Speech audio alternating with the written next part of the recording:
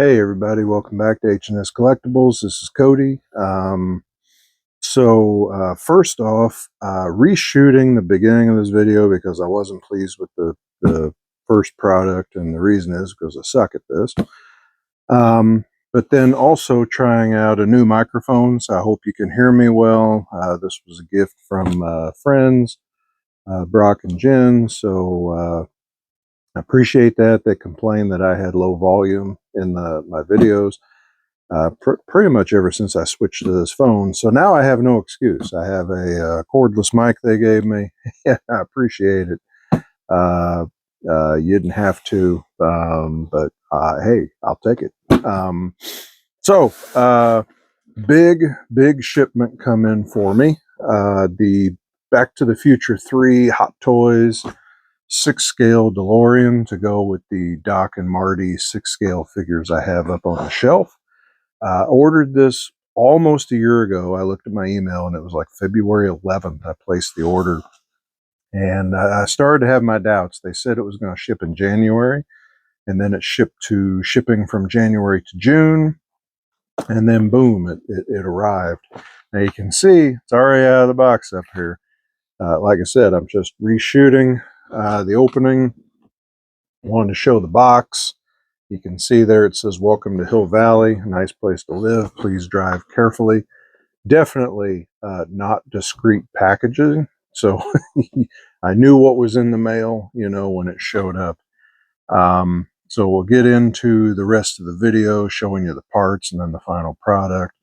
Had a couple of choices. So like the Part 2 DeLorean, which had a hover mode, which was really cool. But I already had the Part 3 figures, and I decided I wanted the Part 3 car because it is the quirkiest of the 3 cars, with the old vintage vacuum tube type stuff on the hood and the red rims, and the way the suspension looked altered.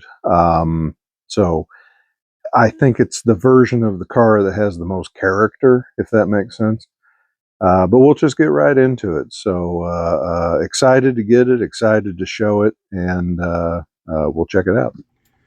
So once you get the outer box off, this is what you have inside, all styrofoam. Pretty well packed. Got this nice big picture of the car on the front, Velcro straps holding everything together. Let's see. Kind of freehanding this, so doing it one-handed, and we'll see how it goes. This thing is honestly so big that it's hard to get back far enough to get the whole thing in frame. But let's see here. So get the picture off. Nothing on the back, but that's cool looking. Nice print. And let's see, here's what I think are instructions. Yeah, instructions on what to put where. There's some assembly required. You can see here's Mr. Fusion. There's the temperature gauge. I think that's the push bar, pull bar. I think that, yeah, I saw another video. That's the tool to get the hubcaps on and off. Alarm clock, hubcaps, train wheels, and then you got the tube setup for the hood, the cable management systems that go all over the car, down the side of the car. And I think the car is just underneath here. There it is. Oh, this thing is huge. Oh man. Yeah, I have no idea where this thing is going or how it's going to fit in this house. I'm excited. So I'm going to do a little unpacking. Maybe I can do it one-handed. We'll see. You can go along with me. Looks like nice metal finish. The hood's not on it. Maybe the hood's underneath. I don't know. And this is I think, the same basic shell body as the other DeLoreans that Hot Toys makes. So you got the spare tire in here, but they've aged it up a little bit. You can see some of the paint application. In fact, just at this angle right here, I'm even getting the kind of purplish hue off the car. That's cool. Yeah, I'm digging this. Didn't know if I wanted to spend this much or how much I would like it, and already I'm ecstatic. So I'm gonna get some parts out and set the camera back up and give you another angle. Okay, so here it is. Excuse me, all put together.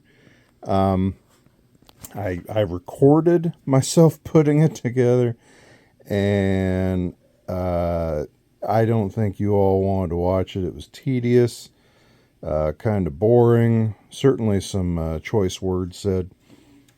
Flipping or clicking these flux rails, I forget what the instructions called them.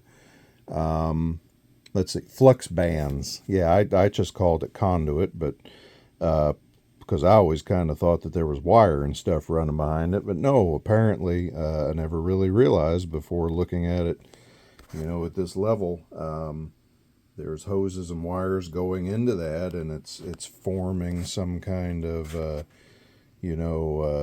circle around the car. So anyway, just going to give you a good look at everything. Here's the 1955 equivalent time circuits. Very cool, very detailed. So I've watched a few YouTube videos of this thing. The only complaint that I will offer, see, it even has the info on the tag for this. I think that's cool. Just real attention to detail. It doesn't say Pepsi Cola along here, which I think is what it said in the one on the movie, right? Maybe you even had a hole in the front, like it was a big Pepsi case. Yeah, there's a dial on the side. I do wish that maybe these tubes had lit up. I don't know if we really see them light up in the movie, but if you've ever messed with vacuum tubes, they have kind of a soft orange glow to them, or at least the ones, of this vintage did. But then again, it's probably been like 25 years since I touched a vacuum tube. That would have been back in college. I do have the lighting effect on right now. I didn't pop off the battery cover. One, because I didn't want to bother with it. Two, I didn't actually have a screwdriver handy. So I've got a USB cord right now. It plugs right in the center on the bottom. There are two lighting modes. So right now we are on mode 2. And I'll just swing around to the back here. What mode 2 gets you is the reactor cooling vents light up. Mode 1 is tail lights, headlights, marker lights, and interior lights. And there's that big light panel behind the driver. There's the flux capacitor, which I'll shut off for a second so that you can read the labels. Again, to me, good attention to detail. Again, watched several videos of this and seen a lot of criticisms. But I have nothing but good to say, really. I'm excited about this thing. Time circuits are lit up. It's got 1885, 1955, 1985 programmed in. The shifter, get my big hand out of the way, sorry. The shifter does move. The time circuit switch does move. There's Doc's little homemade tags there on everything. Seatbelt buckle. The strap hanging from the door. Again, just dash lit up. There's the little clock that went in. Now this bundle of wire, the instructions say to place it on the dash, and while I was building this, I turned around, I'm sitting in front of my computer, I brought up the ending scene. There's not a bundle of there's not a bundle of wire like that sitting on the dash in the final scene, so I might just chunk that. I don't really know if I care for it there. So I'll get you around to the passenger side here in a moment. You do kind of need two hands to close the hood because it falls here, so you got to kind of pick up on it and bring it forward. It says that in the instructions. It's not like it's a quirky thing. So, yeah, real quick, I'm going to turn the car around. And,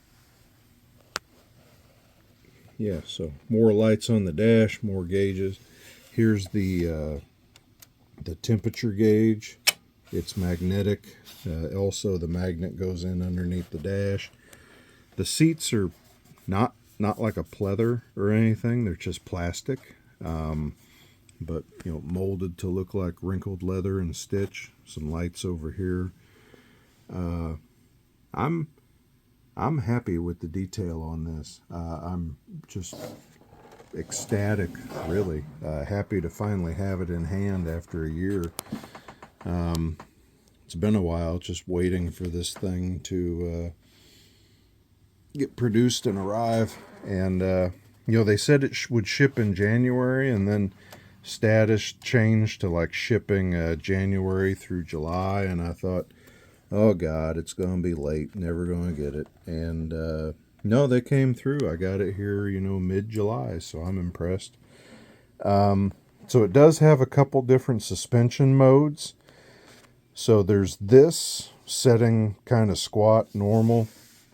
Then, see if I can do this with one hand. Yeah. You can pop it up to the kind of the off-road mode. You know how the car sat so high? In reality, it ought to just be this way, but the reason that they did that was so that then, if you switch over to the train wheels, then the car would set down low like it did again towards the end of the movie. There's a button in here, if I can find it. It is kind of a bear to mess with this thing with one hand. Yeah, hit that release button, and they pop back to normal. I'll worry about that one later. The wheels do turn about 20 degrees in each direction, but the steering wheel turns but is not connected to the wheel.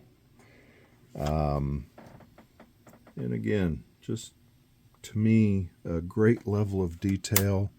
Here's that dirty kind of spray-on effect I talked about. So I'm going to get Doc and Marty down off the shelf and excuse me. I'm going to get Doc and Marty down off the shelf, I think, and take a few pictures here for the end of the video of them with the car and kind of posed around it. The only thing that I'll say, I think, but besides maybe this should have said Pepsi Cola, but then I'm sure that was a licensing thing. Besides those lighting up, maybe it would have been nice if there was like an ultimate version of the DeLorean where you could make all three versions of the cars, come with the different wheels and come with the rod and hook, and that would have been one thing that would have been a plus. But then in fact, I just lost my train of thought. What the hell was I going to say? Oh, since we got not the wagon wheels, the train wheels with it, and I'll throw up a picture of it with the train wheels on. It would have been nice too, I think, if maybe they had included a little section of train track in the box. Just long enough for it to set on. Nothing fancy, but maybe I could make something on the 3D printer, and if I decide to pose it that way. I think I like it with the red wheels, and probably with the suspension up high. So that's it. Going to show some pictures here at the end. Guess I didn't really show Mr. Fusion very close, did I? There he is. So, too cool. So, that's it. Everybody, let me know what you think of it. And stay safe and take care of each other. And I will talk to you later. Thanks.